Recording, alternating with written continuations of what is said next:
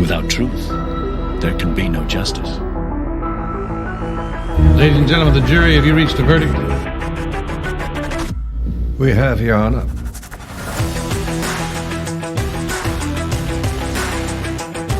Speak out. Ask those questions. Demand that truth.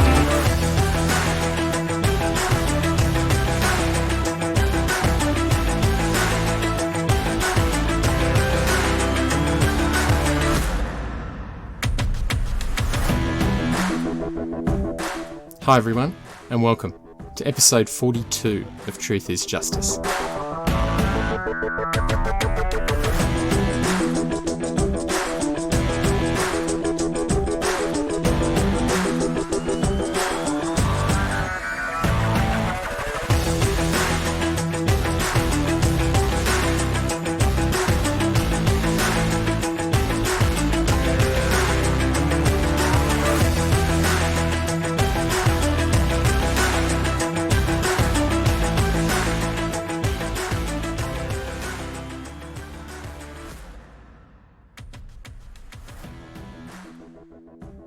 Suicide is a difficult topic to discuss.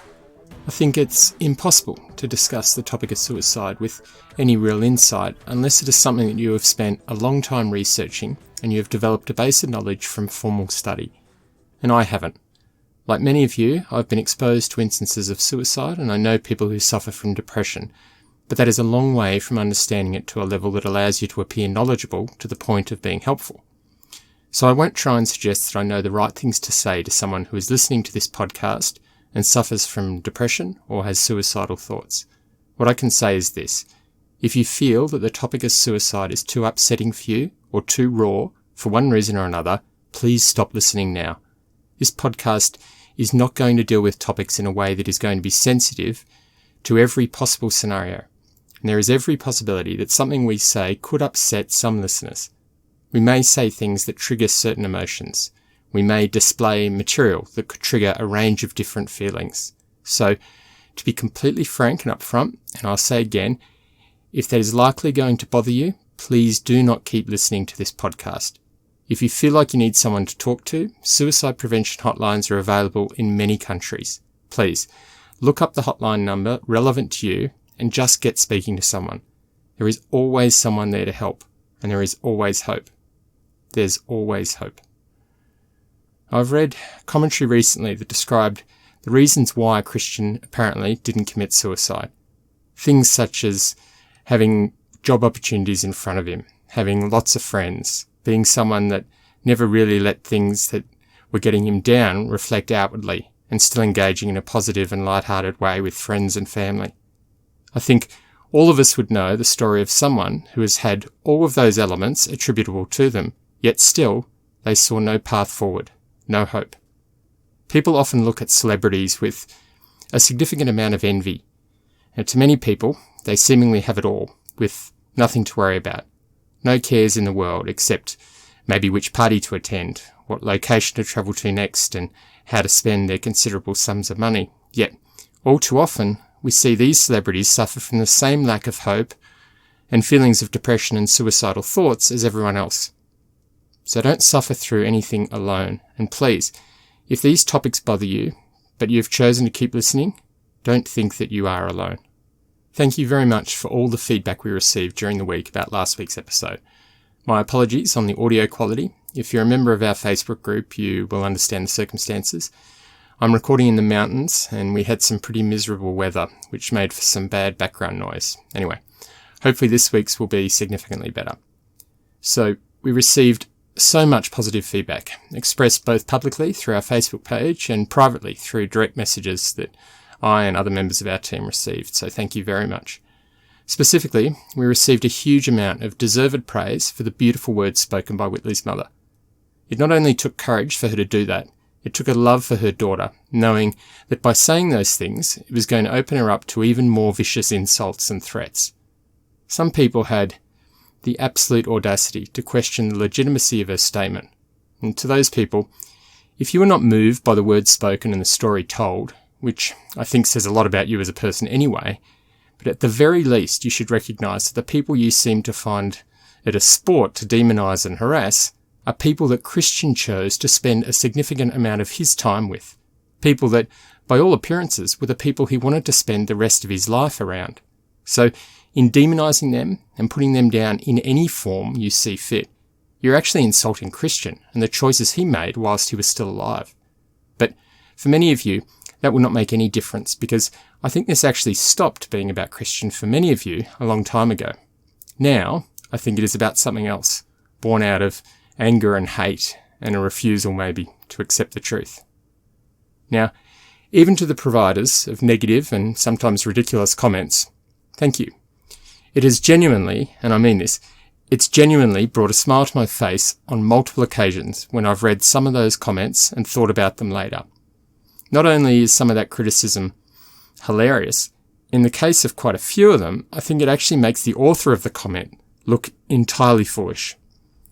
Though the criticism has been fairly wide-ranging, from the absurd to the hilarious. From criticisms laughing about how we can't provide regular episodes that are over 1 hour in length, which is a bizarre criticism from someone who doesn't like us. And really, if I added some insane guitar riffs, say 20 minutes or so of advertisements, and I slowed the speech right down, I could probably go for over an hour. But what's the point in that?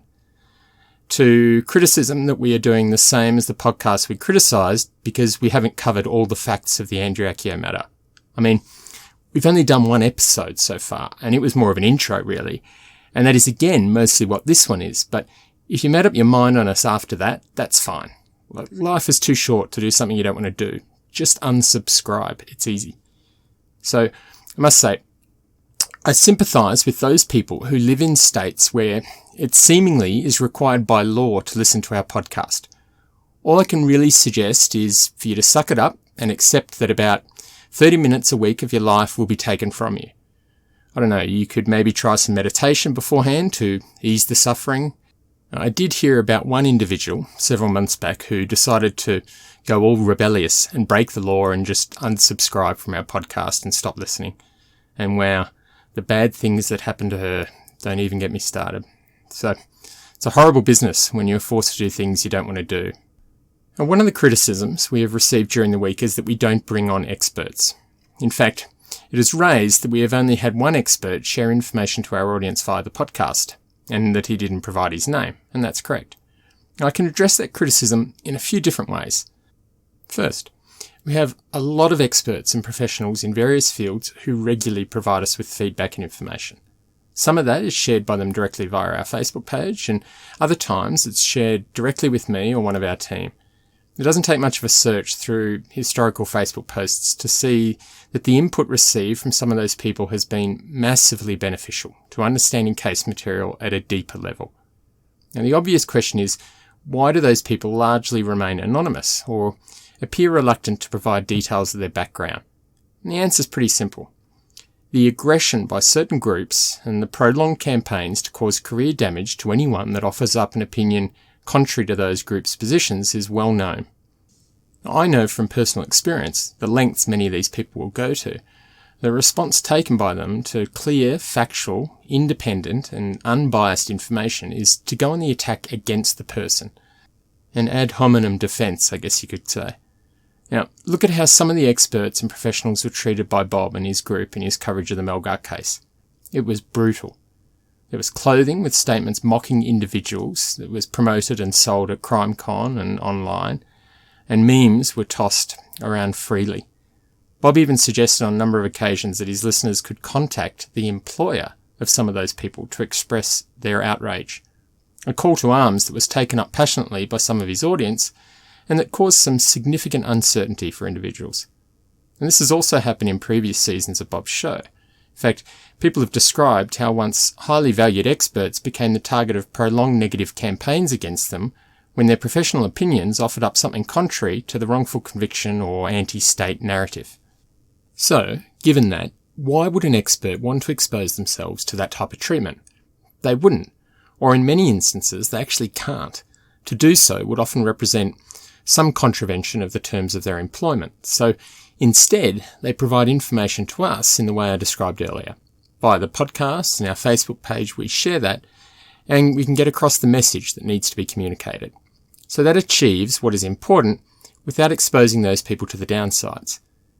So is it important for us to bolster our credibility through the regular presentation of experts?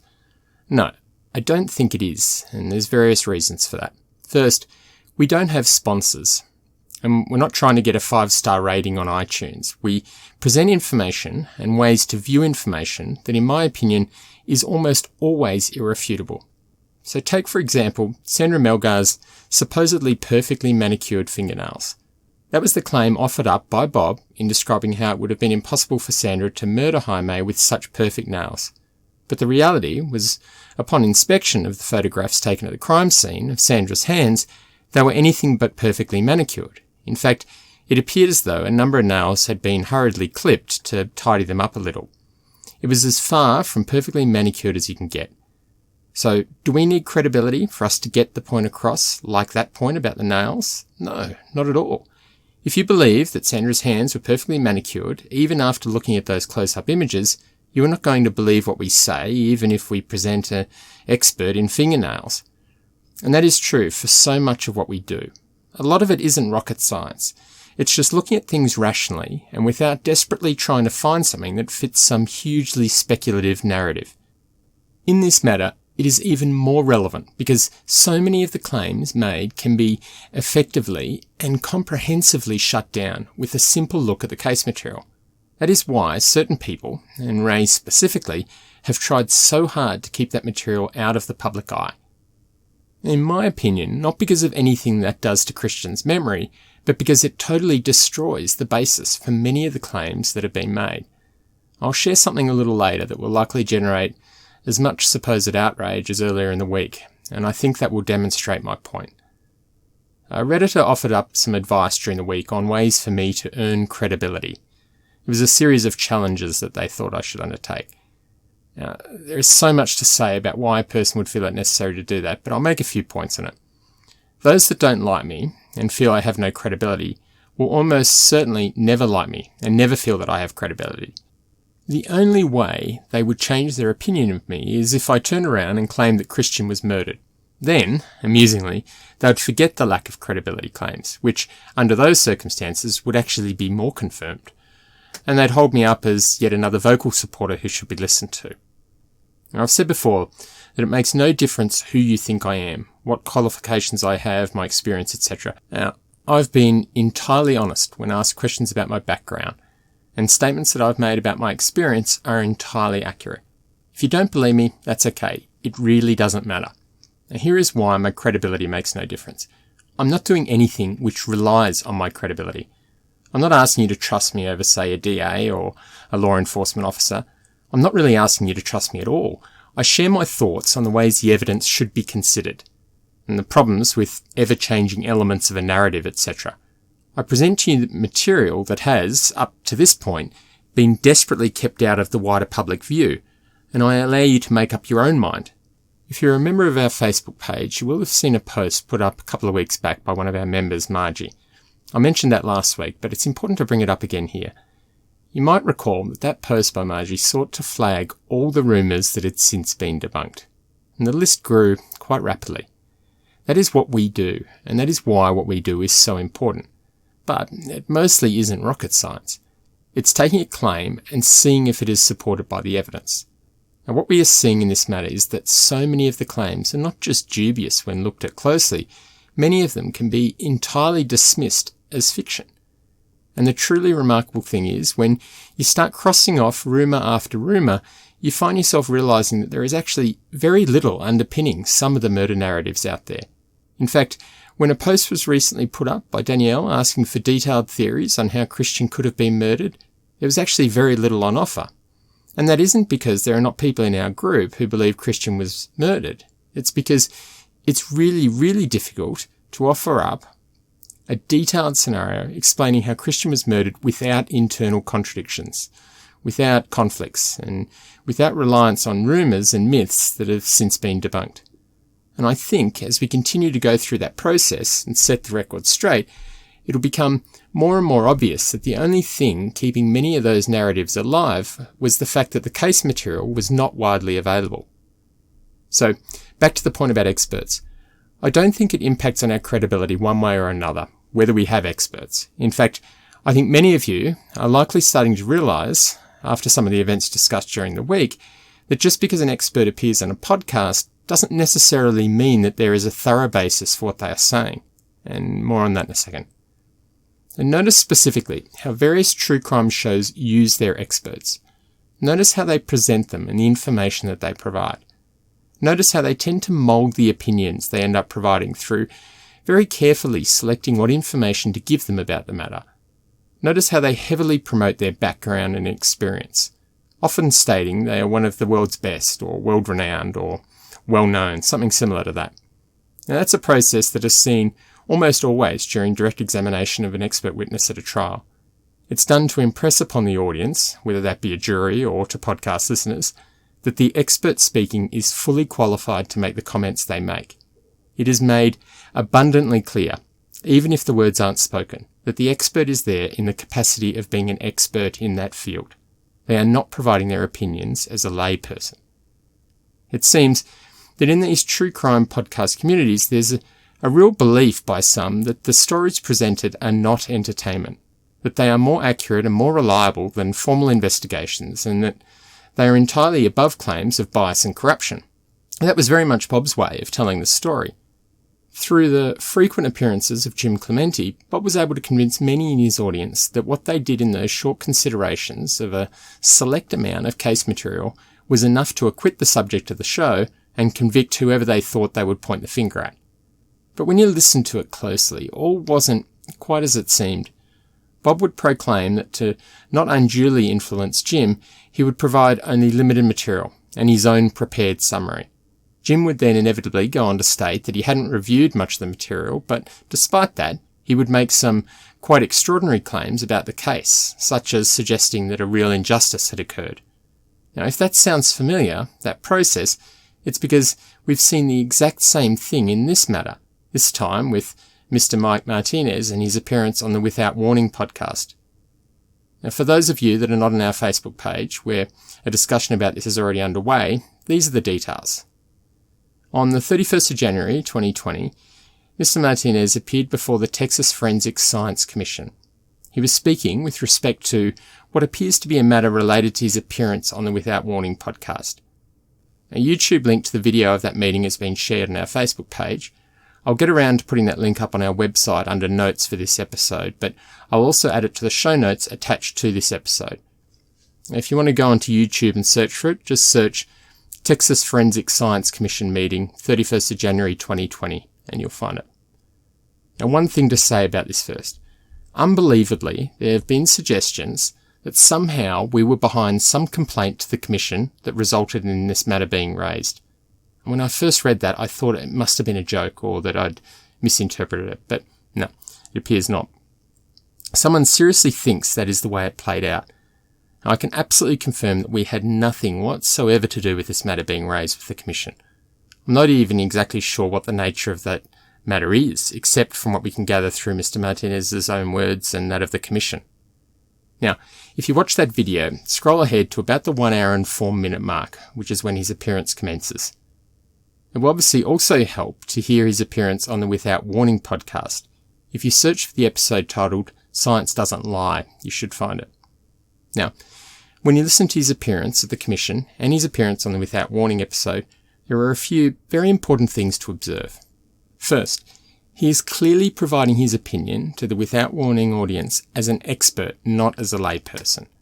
That position of mine is supported by the introduction he received, which focused on his qualifications and experience, and his own comments highlighting how the nuances of a crime scene require a trained eye to provide an insightful opinion.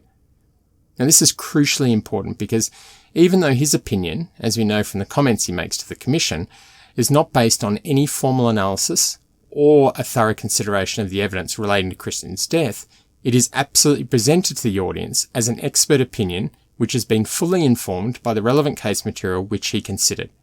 It is inconceivable to me that Mr. Martinez could be of the genuine opinion that the audience to which he provided his commentary believed his views were in any way purely for entertainment and anything other than his expert professional opinion.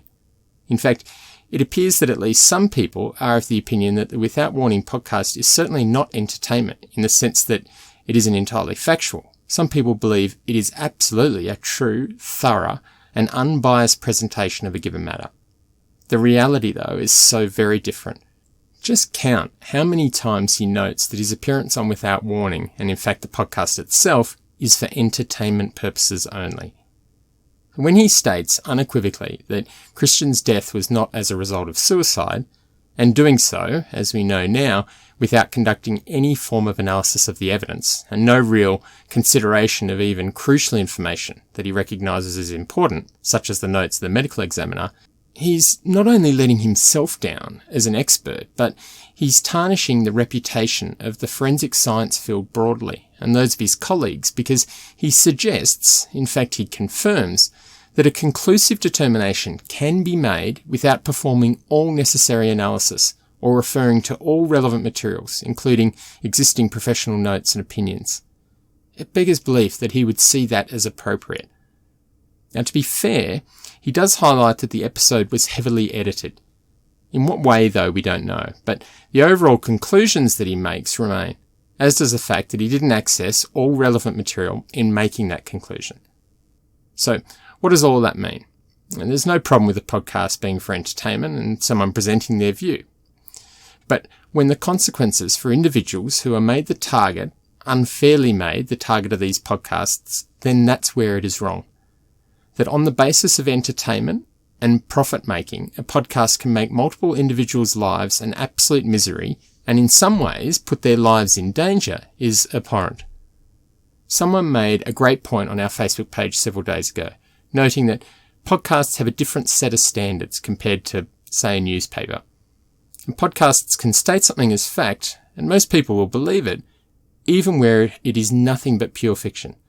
So if you go back and listen to one of our episodes titled Time for a Code, I think it was episode 19, I talk about the need for some sort of code of conduct, something that will force those operating in this true crime space to stick to a set of guidelines that cover their presentation of matters. Now, obviously that wasn't received with open arms, mostly because it would mean that the vast majority of true crime podcasts would need to shut up shop.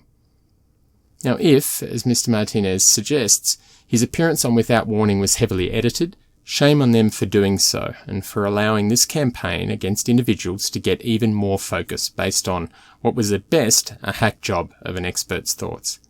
As for the consequences professionally, it remains to be seen how his appearance and his comments on that podcast will be accepted amongst those who engage forensic science professionals. I suggest, though, that someone looking to engage him will be somewhat curious about how professional his approach is, given the statements he made on that podcast purely for entertainment purposes only. Now, some of you will likely once again indicate that you are outraged at this, but I will shortly be publishing on our Facebook page filtered and marked up images of Christian's right hand. We'd previously shared zoomed in and cropped images showing what appeared to be blood micro droplets on his right hand. Now, this was important to do. The information present in that image is irrefutable. And yes, you can speculate on ways in which the blood spatter made its way onto Christian's hand, but it is entirely irrefutable that it exists. So the statements made, including by Ray herself, suggesting that Christian's right hand did not have any blood on it, are entirely inaccurate. I'll note that I'm more than a little surprised at the suggested outrage by some individuals over my decision earlier in the week to post a heavily filtered image of the gunshot wound to Christian's head. Now contrast that supposedly genuine reaction to the conduct of some of the same individuals with respect to the privacy and welfare of key individuals involved in this matter. The complete lack of compassion, respect, and general civility shown towards Whitley and Dylan is not just tolerated by those individuals and the groups to which they belong, but it is actively encouraged.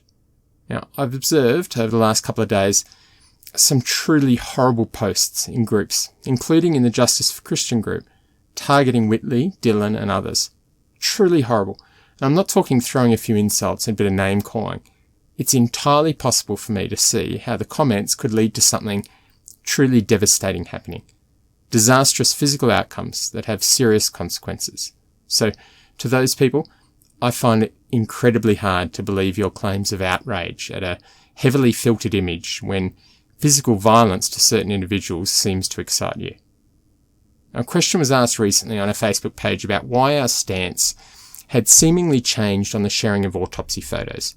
In fact, I saw a Reddit post that suggested just that we had now shared all the autopsy photos. Of course, that's entirely incorrect. I answered that question in Facebook, and I thought I'd also do the same here, because it's important to understand not just our considerations, but how things may develop over our coverage of this matter that require us to change our approach in order to set the record straight. Now first, in my opinion, it's a significant stretch to say that the image I put up in the Facebook group is a graphic autopsy photo. I would argue it's sufficiently removed from the actual autopsy photo to not really break from our commitment to not publishing the autopsy photos, although I do understand that as a matter of perspective. I spent a considerable amount of time considering to what extent to alter the look of the photo and tried different methods to do so. In the end, I went with the one I did for several reasons. But going back first to why that graphic was posted. So a short time ago, a comment was made relating to the gunshot entry wound, and the author of that comment was noted as Ray. The comment that was made noted that Christian's gunshot entry wound was located behind his right ear, and at an angle that, in her view, would make suicide seem highly improbable. That claim was entirely inaccurate. I don't know whether Ray has viewed those particular autopsy photos showing the entry wound, so I cannot say whether her comment was necessarily deliberately misleading people or whether she did in fact believe that was where the entry wound was. But importantly, that claim had to be corrected. We had to set the record straight. That point was made definitively by Ray, and I was aware that the evidence could discount it just as definitively. So take both possibilities. So one, Ray genuinely believed that the entry wound was behind Christian's right ear. And two, that Ray deliberately made a misleading statement. Now in either scenario, setting the record straight was necessary. If one, then Ray should be appreciative that we've clarified that for her. And if two, then everyone needs to understand that the claim made was false. So that left me with the task of getting that message across. Now, I've had a fair bit of experience with sharing material where people believe the opposite to be true based on what they've heard. I've had a fair bit of experience with controversy of that type. So on the Melgar case, I provided comments made to me from an expert witness that clarified a particular position. And the level of assurance I had to give people that the comments were indeed his was absolutely ridiculous. Some of you will remember that I took a screen video of the process of opening my web-based email account and showing the emails from him, including their headers. And even then, some people still didn't believe it. And my thinking was this.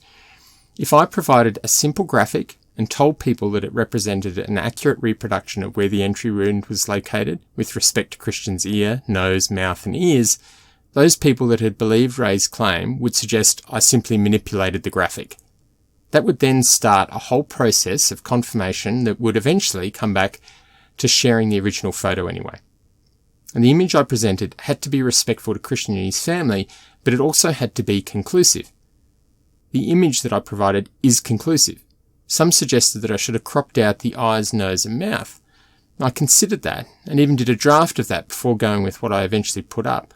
But with those features removed, the orientation of Christian's head is not clear, and you cannot tell where that entry wound is located with respect to Christian's ear. And there's a few other considerations. So I suggest that far worse has been presented to the public and is available to the public right now on this case. Things that, in my opinion, are far less respectful to Christian and his family. So the Crime Watch series, which is available on YouTube, it repeatedly shows the unredacted crime scene photos of Christian lying across the edge of the tub. It also shows graphic, unredacted images of Christian's naked legs whilst the autopsy was being performed. Now, I've not seen or heard any commentary claiming that series is in poor taste or disrespectful to Christian or his family. Now, that isn't to say that that commentary doesn't exist, but in my opinion, the fact that the series was sympathetic to the narrative offered by the Andriacchio family could, at least in part, explain why it was viewed differently, and images like that were seemingly tolerated. So, there you go. That gives you an idea of my thoughts on the release of certain graphics. If you are outraged, well, the best thing I can suggest is to leave the Facebook group. That would entirely solve the problem for you.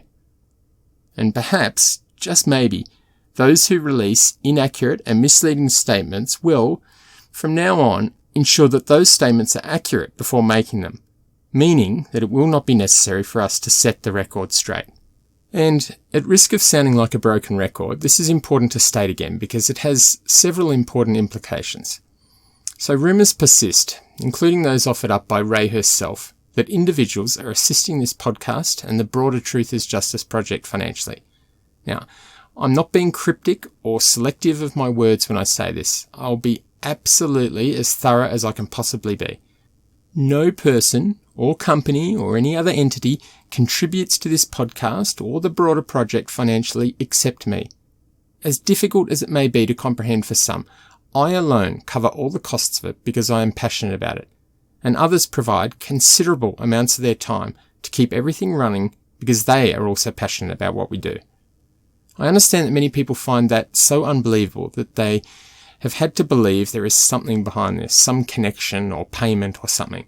We had exactly the same situation with the Melgar case, where some wild theories were put forward, suggesting that the DA's office was funding us. So, when the claims become so heated and so lacking in factual grounding that the names of people who were once close to the Andriacchio family are being thrown around as supposedly our financial supporters, I suggest that you've not only lost sight of the purpose of what you were doing, but it seems you are genuinely enjoying the process of throwing accusations at whoever you can for the purposes of causing them pain, and that is so terribly sad. Having time to reflect on some of the things I spoke about in the last episode, I don't think I quite expressed well enough my shock at Ray's comment about lies and bluffing and manipulation. I'm amazed how quickly some people are able to explain away and dismiss those statements made by Ray, but insist on jumping on statements made by others. For example, those vague statements made on so-called secret tapes. If those lies and that bluffing and that manipulation by Ray had no consequences, then I suppose it just comes down to a person's own judgment on how good a person you are to lie and to manipulate others. But the reality is that Ray, as a mother, has made the deliberate decision to lie and manipulate to make others' lives a misery.